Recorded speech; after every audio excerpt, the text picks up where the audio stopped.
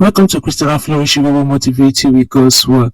This video you're about to watch is a combined video from the man of God from Lighthouse Church in Houston, the founder, what he has to say concerning all that has happened, and what Pastor TJJ has to say also, standing in front of his family and his congregation, and more other video with Archbishop Duncan from Ghana. Please watch the video to the end, subscribe, like, and share. One of the mistakes we make is believing that having an opinion means we have knowledge. To perceive is not to know. Just because you see something a certain way don't mean you know what you're talking about. You are absolutely sure. You will fight for it. You will post about it. You will call and tell everybody this is what you perceive and don't even know you just posted distortion. You know, we so good at finding something, a one line on somebody's page and then posting it. They ain't studied before they posted it, and you ain't verified before you posted it, and you just posted distortion because it made you feel good at the moment. Preach, Keion. You have to be careful whose advice you take.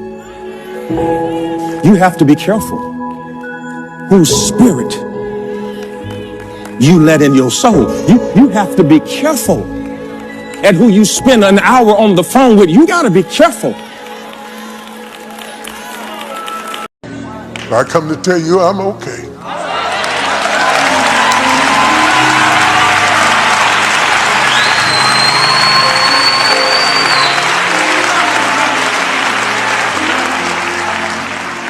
I'm okay because I never told you I was perfect. I never put down nobody. I got my own flaws and my own faults, but I didn't do that.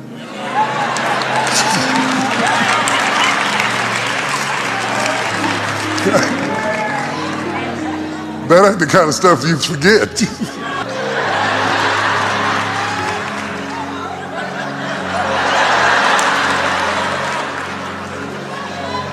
Come here. I'll give you time.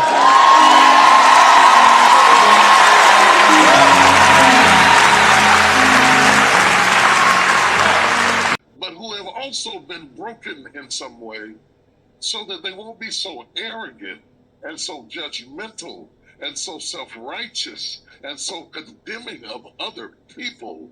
We need people in leadership who can throw their arms around broken people. Now, I want to put this in context because I think this is a very important issue. It's not just about divorce, it's about anything, any human failure. And we're not justifying it. We're not saying it's right. We're not saying it's anything but what it is. It is what it is. Having said that, I studied intensely that when Moses went up on the mountaintop and left Aaron down there in charge of the people, while he's up on the mountaintop with God, getting not only the 10 Commandments, but also getting the plans for the tabernacle, God is designing robes for Aaron to wear so that Aaron, the one man out of all the children of Israel that could come into the holies of holies and access the presence of God, was Aaron. While God is designing his robes and telling Moses what he wants Aaron to wear, Aaron is down at the bottom of the mountain leading the children of Israel into taking off all their clothes, and they were dancing naked in front of a calf. My God. Why in the world would God make Aaron the high priest and design his garments knowing that he had failed at the bottom of the mountain, and even after he had failed, gave him access into the holies of holies as a high priest after he had made the biggest mess of the Old Testament, leading the entire nation to dance naked in front of a calf that was an Egyptian god? Wow. It couldn't be any worse than that. You got idolatry, you got debauchery, you've got carnality. Down at the bottom of the hill, Moses comes down off the mountaintop, and the children of Israel are a mess. And the guy who did it is the same guy that God said is, I'm going to allow him to go into the holies of holies. Wow. And I said, think about that a minute. I said, now, God, you knew he did that. And if he was a leader in our contemporary society, we would crucify him. You know we would crucify him, either publicly or privately. Talk to me. Both. Why in the world would you still let him have the job and go into the holies of holies and offer up offerings for the sin of Israel? Really, Aaron? You're going to come in and get somebody right? God said, absolutely. I needed to break Aaron down low enough that anybody would feel free to come to him with their sin. Wow. I needed Aaron to be publicly humiliated so that he would never use his power as arrogance over my people.